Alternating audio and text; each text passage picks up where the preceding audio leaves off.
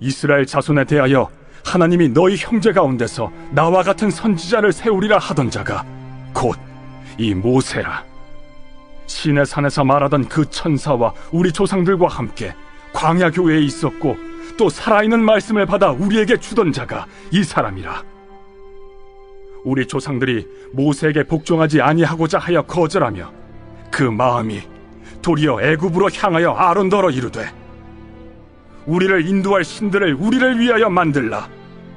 애굽 땅에서 우리를 인도하던 이 모세는 어떻게 되었는지 알지 못하노라 하고, 그때 그들이 송아지를 만들어 그 우상 앞에 제사하며 자기 손으로 만든 것을 기뻐하더니 하나님이 외면하사 그들을 그 하늘의 군대 섬기는 일에 버려두셨으니 이는 선지자의 책에 기록된 바 이스라엘의 집이여 너희가 광야에서 40년간 희생과 제물을 내게 드린 일이 있었느냐? 몰록의 장막과 신 레판의 별을 받들었으며 이것은 너희가 절하고자 하여 만든 형상이로다. 내가 너희를 바벨론 밖으로 옮기리라 함과 같으니라. 광야에서 우리 조상들에게 증거의 장막이 있었으니 이것은 모세에게 말씀하신 이가 명하사 그가 본 그 양식대로 만들게 하신 것이라. 우리 조상들이 그것을 받아 하나님이 그들 앞에서 쫓아내신 이방인의 땅을 점령할 때 여호수아와 함께 가지고 들어가서 다윗 때까지 이르니라. 다윗이 하나님 앞에서 은혜를 받아 야곱의 집을 위하여 하나님의 처소를 준비하게 하여 달라고 하더니 솔로몬이 그를 위하여 집을 지었느니라. 그러나 지극히 높으신 이는 손으로 지은 곳에 계시지 아니하시나니 선지자가 말한 바 주께서 이르시되 하늘은 나의 보좌요 땅은 나의 발등상이니 너희가 나를 위하여 무슨 집을 짓겠으며 나의 안식할 처소가 어디냐? 이 모든 것이 다 내 손으로 지은 것이 아니냐 함과 같으니라. 목이 곧고 마음과 귀에 할례를 받지 못한 사람들아, 너희도 너희 조상과 같이 항상 성령을 거스르는도다. 너희 조상들이 선지자들 중에 누구를 박해하지 아니하였느냐? 의인이 오시리라 예고한 자들을 그들이 죽였고 이제 너희는 그 의인을 잡아준 자여 살인한 자가 되나니 너희는 천사가 전한 율법을 받고도 지키지 아니하였도다. 그들이 이 말을 듣고 마음에 찔려 그를 향하여 이를 갈거늘 스데반이 성령 충만하여 하늘을 우러러 주목하여 하나님의 영광과 및 예수께서 하나님 우편에 서신 것을 보고 말하되 보라, 하늘이 열리고 인자가 하나님 우편에 서신 것을 보노라. 그들이 큰 소리를 지르며 귀를 막고 일제히 그에게 달려들어 성 밖으로 내치고 돌로 칠세. 증인들이 옷을 벗어 사울이라 하는 청년의 발 앞에 두니라. 그들이 돌로 스데반을 치니 스데반이 부르짖어 이르되 주 예수여, 내 영혼을 받으시옵소서. 무릎을 꿇고 크게 불러 이르되 주여, 이 죄를 그들에게 돌리지 마옵소서. 이 말을 하고 자니라. 오늘 본문의 말씀도 역시 스데반 집사의 설교가 이어지고 있습니다. 그리고 그는 마침내 복음의 메시지를 증언하고 고백하다가 순교당하는 장면에 이르기까지 하지요. 오늘 말씀을 통하여서 스데반 집사가 전하려고 했던 복음의 메시지의 중요한 내용들을 우리가 다루면서 우리들 또한 이러한 선포 앞에서 과연 우리의 믿음과 신앙이 그렇게 하나님을 향한 주 예수 그리스도를 향한 중심 있는 예배자로서의 삶을 살아가고 있는지를 점검해 볼 수 있기를 원합니다. 스데반 집사가 법정에 세워진 이유는 두 가지 때문이라고 말씀을 나누었습니다. 율법을 범하였다라고 하는 것과 성전을 모독하였다라고 하는 이유 때문입니다. 오늘 본문에서는 그것을 가장 명확하게 잘 드러내고 있죠. 물율법이 어떻게 되었다고 스데반 집사는 선포하고 있는 걸까요? 율법은 더 이상 하나님의 말씀이 아니라 형식으로 전락했다라고 말합니다. 그리고 더 심각한 것은 성전입니다. 성전은 그들의 삶 가운데 더 이상 하나님의 임재와 하나님의 역사의 현장이 아니라 눈에 보이는 하나의 우상과 같이 전락되었다라고 하는 것을 말하고 있죠.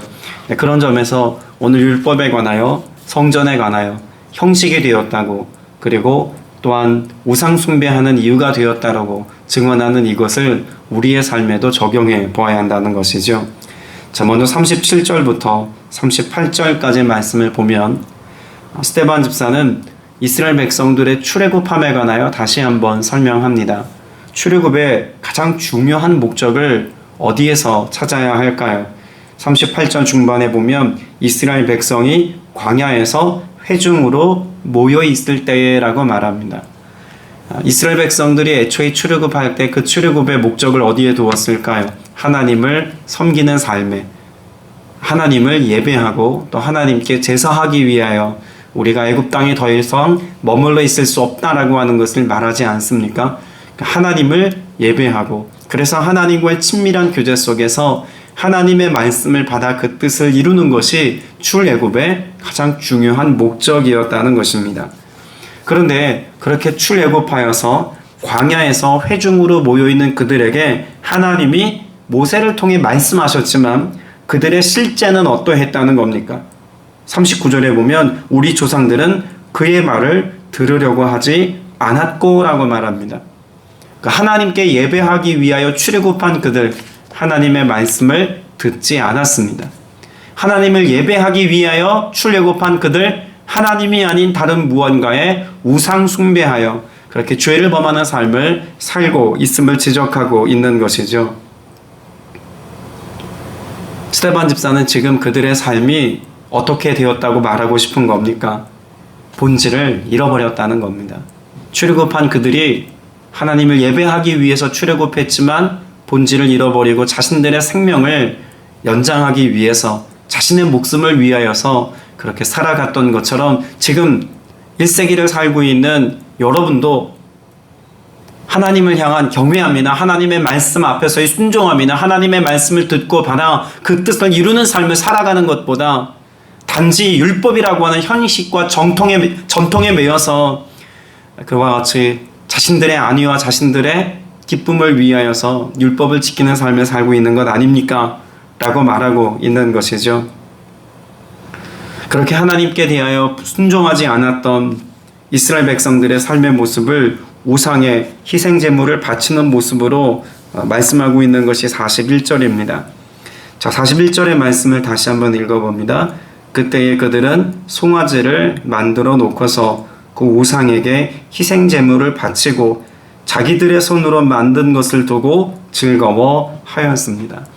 지금 스데반 집사가 강조하려고 하는 것은 어디에 있냐면 자기들의 손으로 만든 것을 두고 즐거워하였다라고 하는 것입니다. 요즘에는 어떤 고가의 물건을 만들면 사람들이 직접 수공예로 만든 것을 핸드메이드라고 새겨넣기도 합니다. 그만큼 가치가 더 있다는 이야기고 더 귀한 물건이다 라고 하는 것을 표시로 나타내기 위해서 핸드메이드라고 하는 것을 씁니다만, 당시 1세기 또 고대 사회에서 핸드메이드라고 표현되어지는 자신들의 손으로, 사람의 손으로 만든 것이라고 말할 때는 어떤 의미였을까요? 가치 없는 것, 무익한 것, 신적인 것으로부터 멀리 벗어나 있는 것, 이런 걸 의미할 때 사람의 손으로 만든 것이라는 표현을 썼습니다. 우상 숭배를 지금 말하기 위해서 자기들의 손으로 만든 것을 두고 즐거워하였다라고 말하죠. 자, 율법에 대해서 우리가 생각해 보면 율법은 애초에 하나님께서 주셨던 10가지 계명만 있었던 것이 아닙니다. 여기 말하는 율법은 하나님으로부터 주어진 말씀과 하나님이 애초에 그들에게 주셨던 그 계명 그 자체를 부정하기 위해서 율법이라고 하는 표현을 쓰고 있는 게 아니죠. 이 율법은 무엇을 염두에 둔 것입니까? 사람이 자신들의 삶을 그렇게 만족하기 위하여 덧붙여 놓은 그런 형식과 틀이라고 하는 것을 말하기 위해서 자신들의 손으로 만든 우상이라고 하는 것을 빗대어서 오늘 율법의 현 주소를 고발하듯 말하고 있는 것입니다. 하나님은 언제나 우리의 삶에 어디를 주목해 본다고 말씀합니까? 잠언 16장 2절에 사람들의 행위가 자기 보기에는 모두 깨끗하여도 여호와는 심령을 감찰하시느니라. 겉으로 보여지는 겉모습은 혹은 행위는 깨끗하게 보일 수 있지만 그러나 그 마음은 깨끗하지 않은 상태일 수 있는 것이 사람의 모습이다 라고 하는 것을 성경이 가르쳐주고 있지 않습니까?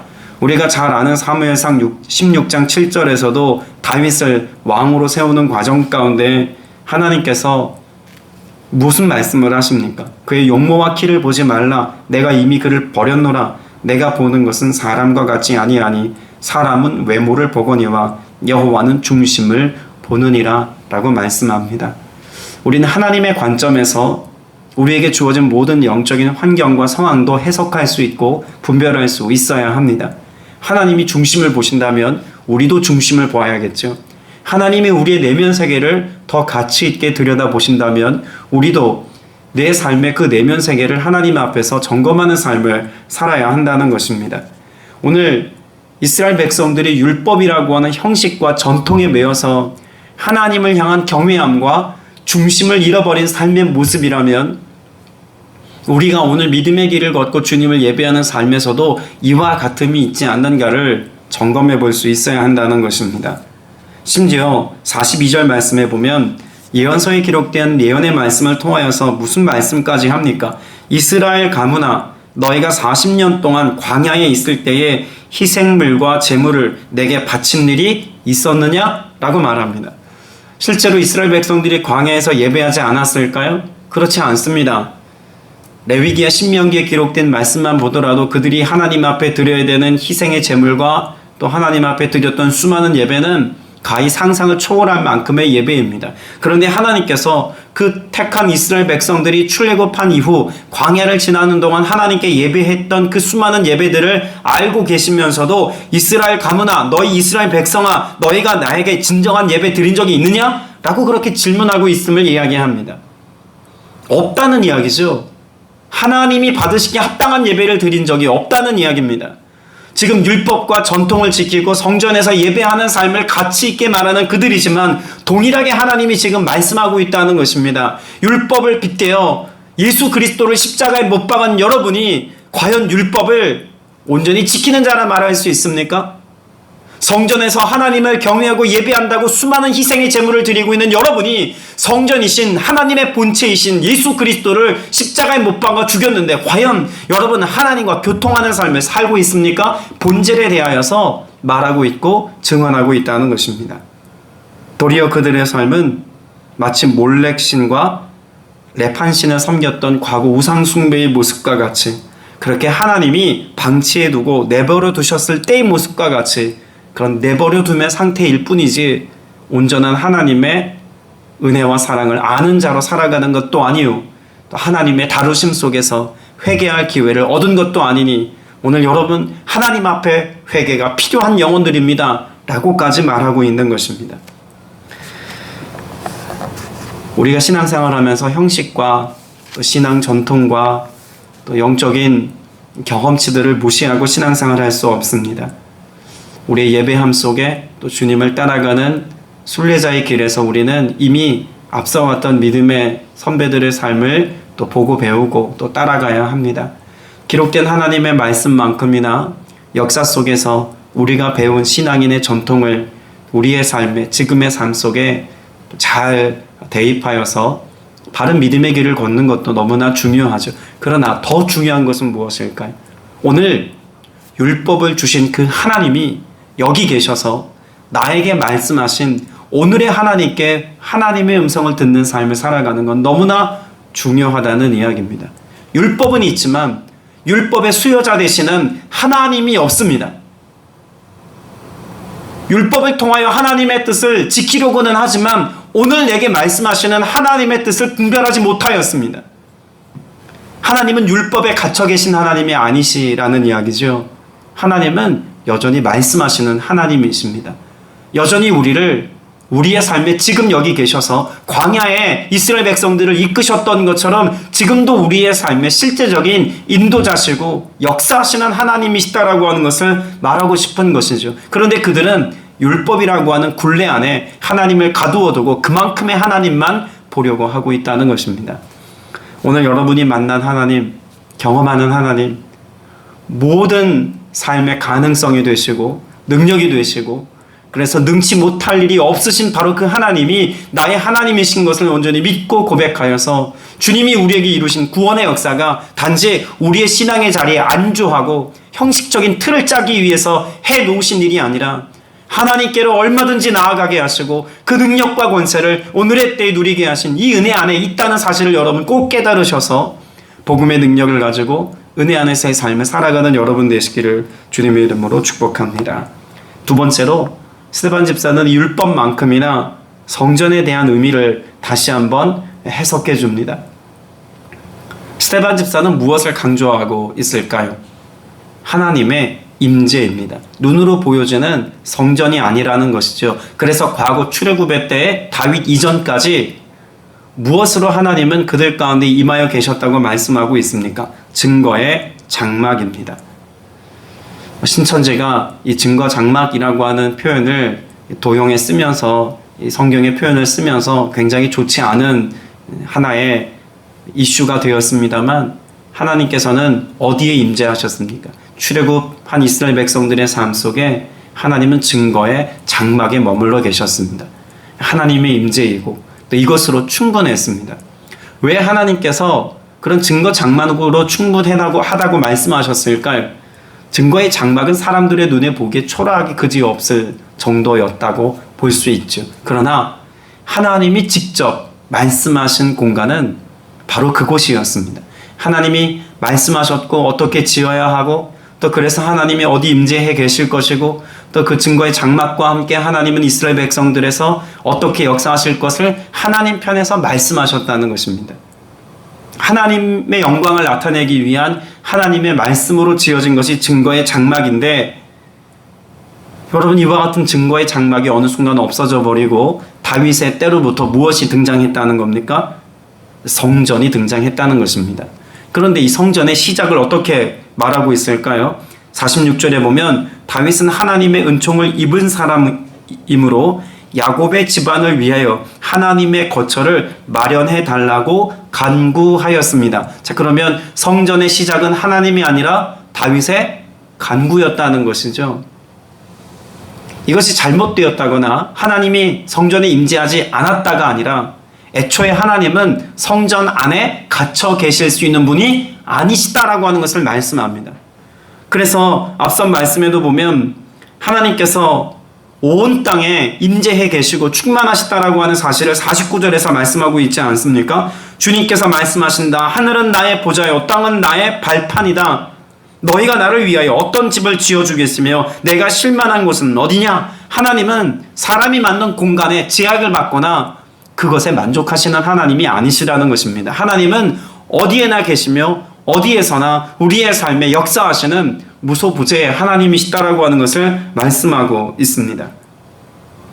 그런데 사람의 손으로 만든 그 성전에 사람의 의지와 사람의 그런 갈망으로부터 시작되어지는 그 성전에 하나님이 마치 갇혀 계신 것처럼 거기에만 계신 것처럼 성전을 우상화하여서 성전을 절대시하여서 성전의 본질을 잃어버린 이스라엘 백성들의 삶을 스데반 집사는 지금 판단하고 있는 것이죠. 때문에 스데반 집사는 우리의 삶이 어떤 상태에 이르러야 한다는 것을 말하고 있습니까? 51절부터 53절까지 회복해야 될 삶의 본질에 관하여 말합니다. 51절은 같이 한번 읽어보겠습니다. 목이 곧고 마음과 귀에 할례를 받지 못한 사람들이요 당신들은 언제나 성령을 거역하고 있습니다. 당신네 조상들이 한 그대로 당신들도 하고 있습니다. 조상들이 한 일이 무엇입니까? 53절에서 다시 한번 말하지 않습니까? 율법을 받기만 하고 지키지는 않습니다. 모든 것이 여기에 대비됩니다. 성전은 지었지만 하나님의 임재를 갈망하지 않습니다. 율법의 조항은 수없이 붙였지만 그 율법을 지키지는 않습니다. 형식은 있지만 본질을 잃어버린 이스라엘 백성들의 영적인 상태를 고발하고 있는 내용 아닙니까? 왜 그렇다는 겁니까? 목이 곧고 마음과 귀에 할례를 받지 않았기 때문이라고 말합니다. 할례는 역시 이스라엘 백성들의 민족성을 말할 뿐만 아니라 하나님의 백성 되어짐에 대한 표지죠. 그런데 그와 같은 율법 자체로도 율법을 지키는 과정 가운데 할례를 그런 받음에 관하여서도 더 본질의 것이 무엇인지를 설명합니다. 신명기 말씀에 이스라엘 백성들에게 하나님께서 육체의 할례를 받는 것도 명령하시고 말씀하셨지만 무엇보다도 마음과 귀에 할례를 받으라고 말씀합니다. 그 말은 형식만큼이나 우리가 본질을 쫓아서 하나님의 말씀을 듣기까지 그 마음이 새로워져야 하고, 우리가 하나님의 말씀을 형식적으로 이해하는 것이 아니라 오늘의 때에 귀로 듣고 오늘의 때에 순종의 삶을 살아가는 게 보다 중요하다는 것을 말씀하기 위해서 그와 같은 마음과 귀의 할례를 받는 것을 말씀하셨다는 것을 상기해야 한다는 것이죠. 그들의 삶이 지금 어떻다는 겁니까? 마음의 할례를 받지 않아서, 그렇게 귀의 할례를 받지 않아서 하나님께 대하여 여전히 불순종하면서 유대인으로 태어났다는 사실 여기에 안주하여 하나님의 백성이라고 자평하는 어리석음에 빠져있다라고 하는 사실을 말하고 있는 것이죠. 로마서 말씀에도 보면 사도 바울은 당시 유대인들에게 아주 중요한 사실을 역시 고발합니다. 로마서 2장 17절에 보면 유대인이라 불리는 내가 율법을 의지하며 하나님을 자랑한다라고 말합니다. 여러분, 이것이 어떻게 고발이 될 수 있겠습니까? 여러분, 지금 사도 바울이 말하려고 하는 로마서 2장 17절의 말씀도 내가 율법을 의지하며, 뭘 의지해야 되는데 율법을 의지했다는 것입니까? 말씀하시는 하나님께 의지하여, 지금 말씀하시는 하나님의 음성 앞에서 그 말씀하심에 순종하여 살아가야 하는데, 율법이라고 하는 눈에 보이는 어떤 형식과 틀에 하나님의 말씀과 하나님의 임재를 가두어 두고 그 율법만 의지한다는 것입니다. 하나님을 의지하는 게 아니라는 이야기죠. 이어지는 말씀에 하나님을 자랑하며, 무슨 문제가 될까요? 하나님 자랑하는 거 좋은 거 아닙니까? 하나님은 자랑의 대상이기만 하지 않습니다. 하나님은 사랑의 대상입니다. 하나님을 경외하고 사랑하는 중심을 가지고 나아가야 하는데, 과거 이스라엘 역사 속에서 하나님이 전쟁에 승리하게 하셨더라, 과거 하나님이 그들의 삶의 땅을 차지하게 하셨더라, 하나님이 우리의 삶을 복되게 하셔서 특별히 택하셔서 우리를 선민되게 하셨더라, 하나님이 하신 어떤 일들을 자랑거리로는 삼지만, 그러나 오늘 그 하나님 앞에 경외함으로 그 하나님 앞에 중심을 가진 예배자로 살아가지 않고 있는 삶을 고발하고 있는 내용입니다. 우리에게도 이와 같은 삶에 오류를 범하는 모습이 없다고 과연 자신할 수 있겠느냐는 것이죠. 로마서 2장 28절 이하에 보면 무릇 표면적 유대인이 유대인이 아니며 표면적 육신의 할례가 아니니라. 오직 이면적 유대인이 유대인이며 할례는 마음에 할지니 영에 있고 율법 조문에 있지 아니한 것이라. 그 칭찬이 사람에게서가 아니요 다만 하나님에게서니라 라고 말씀하고 있습니다. 하나님은 무엇을 바라신다는 겁니까? 중심 있는 예배, 형식 이전에 온전한 마음으로 주님을 갈망하고 사랑하는 마음, 이것을 우리에게 원하신다는 것이죠.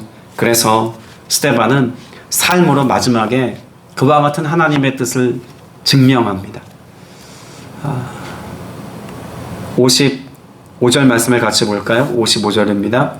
그런데 스데반이 성령이 충만하여 하늘을 쳐다보니 하나님의 영광이 보이고 예수께서 하나님의 오른쪽에 서 계신 것이 보였다라고 기록합니다. 자, 스데반 집사는 성령이 충만했습니다. 그 성령의 충만함을 가지고 법정에 서서 유대인들, 특별히 그 제사장들을 향하여서 자신을 변호한 것이 아니라 복음을 변정하고 자신이 지켜야 될 무언가를 지키기 위해서 사람의 말을 이야기하고 있는 것이 아니라 복음의 증언자가 되어서 복음의 대변자가 되어서 예수 그리스도의 복음을 선포하고 있습니다. 그럼 스데반 집사가 성령이 충만하여서 법정에서 지금 이제까지 그 장황한 구약의 메시지들을 통하여서 예수 그리스도의 주되심과 또한 하나님께서 우리의 삶 가운데 이루려고 하시는 영적인 본질을 지금 설명하기까지 그가 지금 내건 것이 무엇이라고 볼 수 있을까요? 자신의 생명입니다.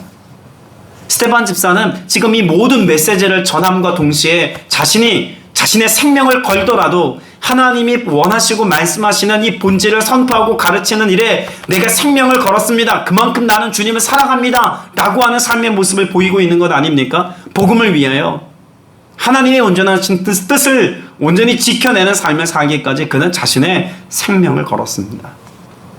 그럼 성령이 충만한 사람, 그래서 진정 마음의 할례를 가지고 복음에 합당한 삶을 살아가고 있는 스데반 집사의 삶을 통해서 이제까지 말했던 그 본질의 삶이 스데반의 삶을 통해 나타나고 있다는 것도 오늘 본문은 말하여 주고 있다는 것이죠.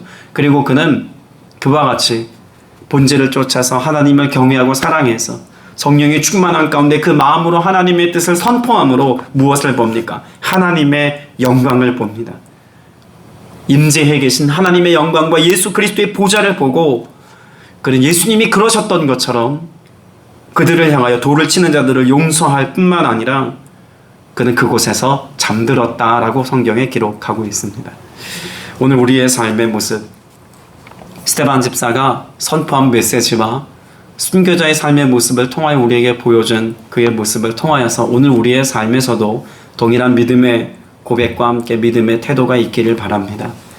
형식과 그런 눈에 보이는 가치만이 아니라 복음에 합당한 내용으로 오늘을 사시고 스데반 집사가 순교자의 삶을 사셨던 것처럼 오늘 여러분 각자의 자리, 가정과 일터와 교회와 우리가 대하는 모든 사람들과의 관계함 속에서 여러분 순교자로 그렇게 나 죽음으로 예수 그리스도를 드러내고자 하는 순교자로 오늘을 살아서 주님의 영광을 우리가 보고 주님의 영광을 나타낼 수 있는 저와 여러분 다 되시기를 주님의 이름으로 축복합니다.